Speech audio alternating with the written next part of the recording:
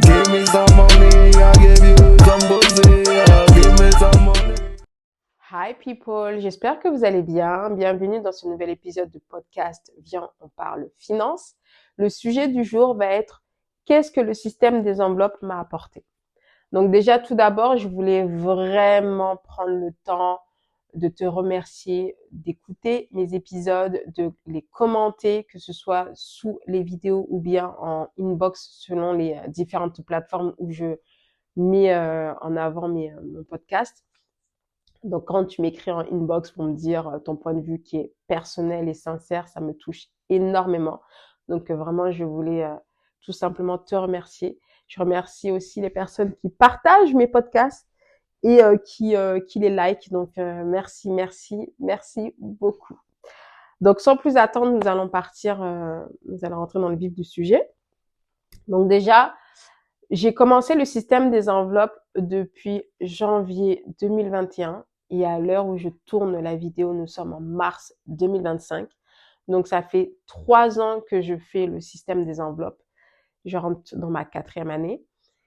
Et comment te dire que ces 3 années n'ont pas été du tout repos. En fait, il y a eu beaucoup de up and down. Il y a eu des périodes où je voulais me challenger. Et il y a des catégories qui ont évolué. Il y en a qui ont même disparu. Donc, je vais te présenter justement les 3 gros postes de dépenses. Il y a bills, dépenses variables et divers.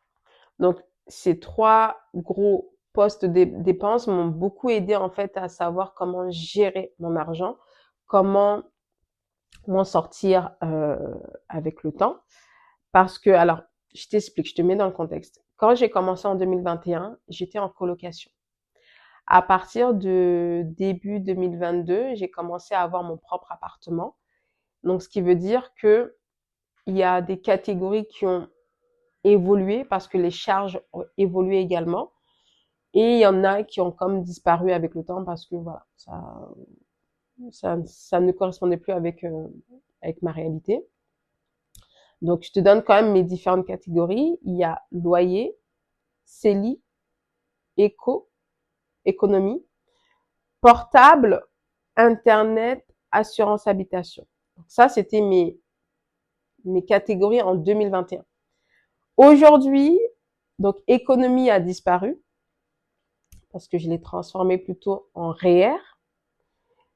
Et il y a aussi Pilates qui s'est rajouté, ainsi que l'enveloppe 10 $.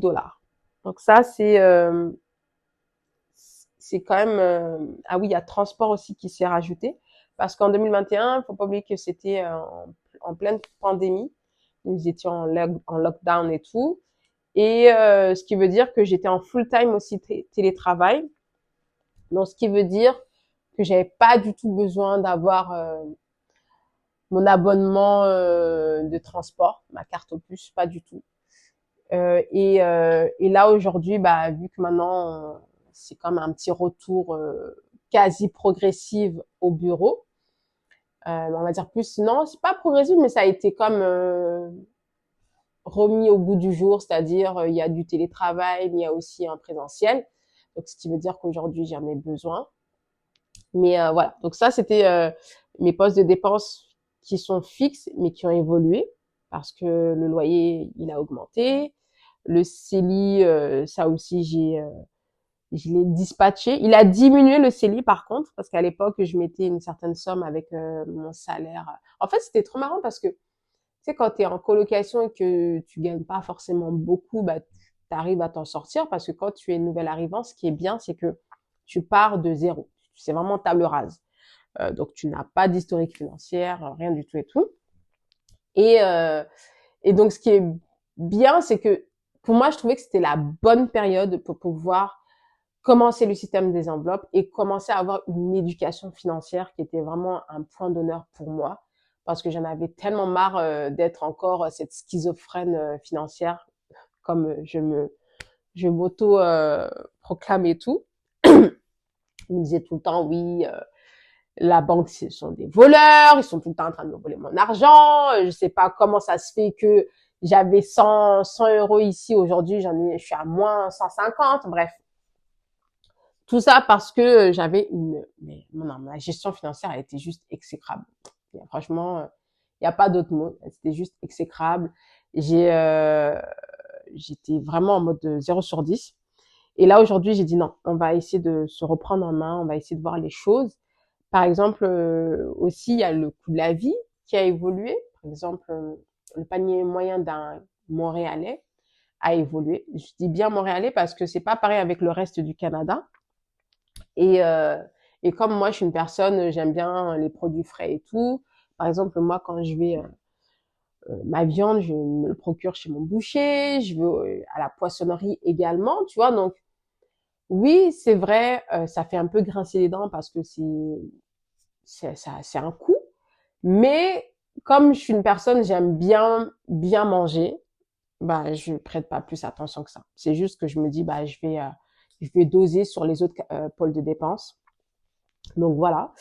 Après, dans les dépenses variables, j'ai groceries, eating out, fun, beauties, travel, for me, gift et hygiène. Donc hygiène, c'est une nouvelle catégorie qui s'est rajoutée on va dire fin 2024, début 2025. Pourquoi? Parce que je voulais vraiment scinder les dépenses des tâches ménagères à mes courses, tu vois. Même si on sait très bien que tu n'achètes pas tous les mois du liquide vaisselle et tout, mais ça n'empêche que d'avoir un pôle à part va m'aider à y voir un peu plus clair. Et en plus, bah, je l'alimente pas directement avec mon salaire, mais plutôt avec le restant qu'il va avoir dans la catégorie groceries. Pourquoi est-ce que je fais ça? Bah, pour moi, c'est plus facile comme ça. C'est plus facile.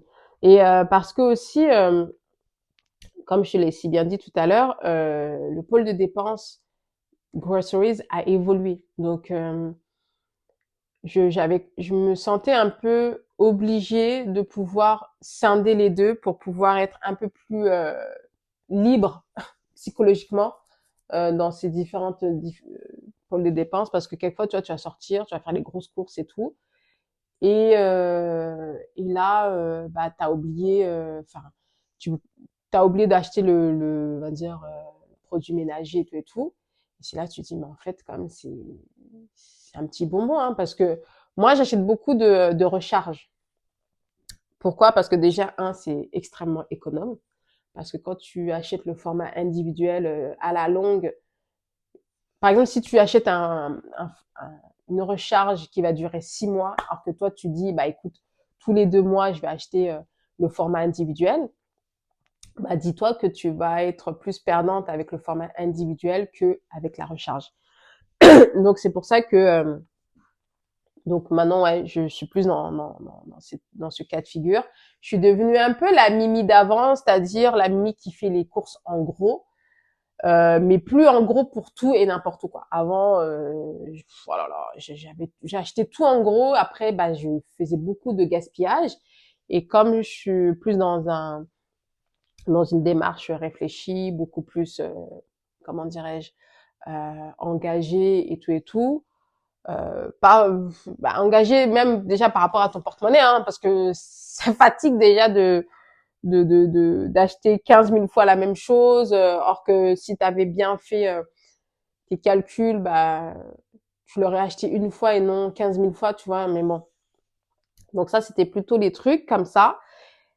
Et donc en fait aussi, il y a le point, c'est est-ce que je voudrais le continuer à long terme ou pas? Bah ma question pour le moment, c'est ouais.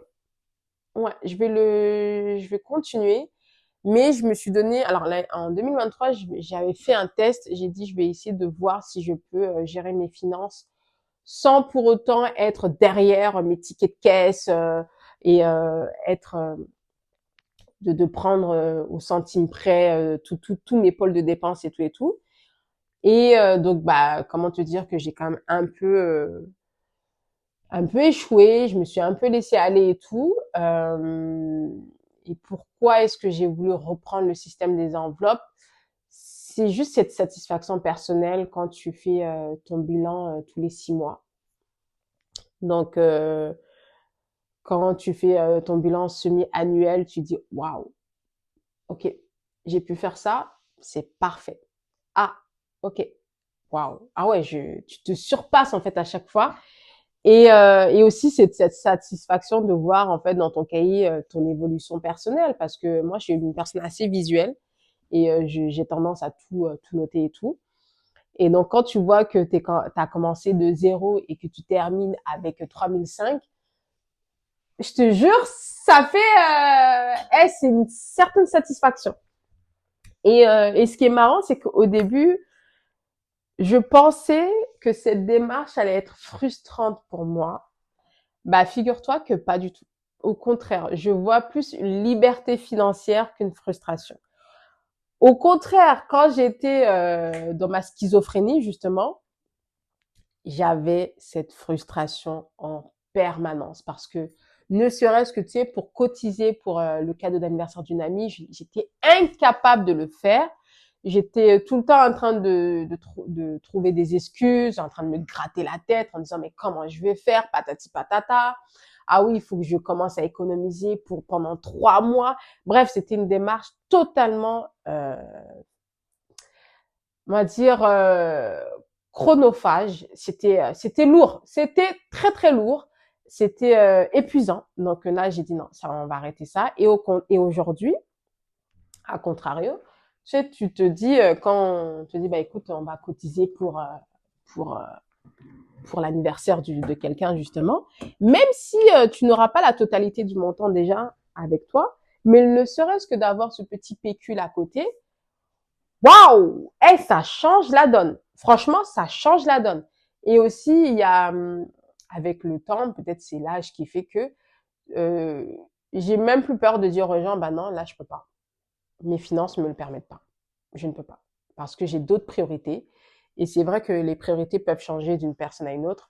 Moi, mes priorités, c'est de faire des voyages de qualité, de manger sainement, de m'offrir des belles choses. Donc, oui, il y en a, ils vont dire le luxe, c'est pas intéressant, mais pour moi, ça l'est. J'aime ça. Donc, je cotise pour ça.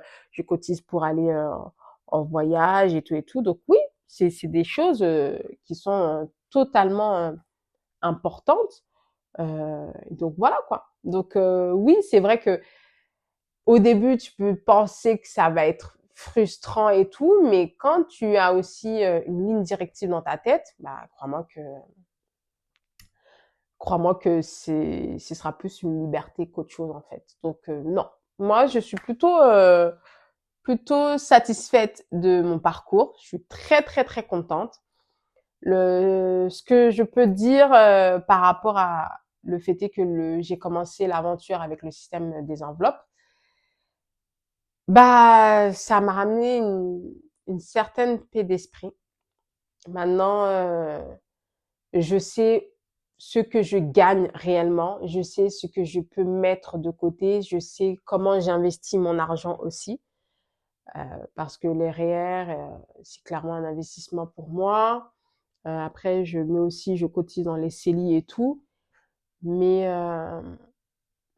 franchement, je suis très très fière de moi. Je suis très très fière de moi parce que tu sais quand t'es une personne qui n'a pas trop l'habitude de quémander, de tendre la main, bah déjà par orgueil, par fierté, ça c'est sûr, mais aussi parce que tu te dis mais tu sais, on nous a créé avec, bah, si tu as la chance d'être en bonne santé, d'avoir tes deux bras, tes deux jambes, un cerveau, bah, pourquoi pas l'utiliser à bon escient, en fait, tu vois? Oui, c'est vrai, tu peux demander de l'aide juste pour savoir comment démarrer, mais à partir de là, il faut le faire, quoi, tu vois? Donc moi, c'était vraiment un point d'honneur que je voulais améliorer dans ma vie. Je voulais vraiment commencer ma trentaine avec de bonnes bases financièrement. Je voulais, ouais, ça c'était vraiment très très important pour moi. Donc voilà, en tout cas j'espère que cet épisode t'aura plu. N'hésite pas à me dire en commentaire justement si toi aussi t'es passé par ce genre de petit périple en disant bah non, le système des enveloppes ça me va pas, ou bien je vais essayer le système des enveloppes, ou bien moi faire mes comptes, même système des enveloppes virtuelles ou physiques, peu importe, mais le fait de faire ces comptes, est-ce que toi ça t'aide? Est-ce que bah tu vois du changement? Parce que même le fait de faire des systèmes des enveloppes, ça m'aide dans tout. Même pour faire mes achats mode, j'ai carrément une liste pour me dire c'est quoi mes indispensables. J'ai une capsule un peu plus on va dire un classique, tu vois, genre j'ai une base, j'ai un dressing capsule. Voilà, j'ai des pièces phares, et j'ai des pièces aussi indispensables, et j'ai des pièces un peu passe-partout, tu vois. Donc ça m'aide vraiment dans mon quotidien, le fait est juste de programmer le tout. Bah, je programme pas au centime près ou bien à la virgule près non plus, mais tu vois, t'as une clarté, on va dire, sur ton futur dans tes finances. Donc voilà. Donc n'hésite pas à me dire en commentaire si toi aussi tu fais partie de cette team justement je programme tout, j'organise tout ou pas. Ça me ferait vraiment plaisir de te lire et aussi de pouvoir échanger avec toi à ce sujet. Donc sur ce, je te dis à très vite aux prochains épisodes. Bye bye.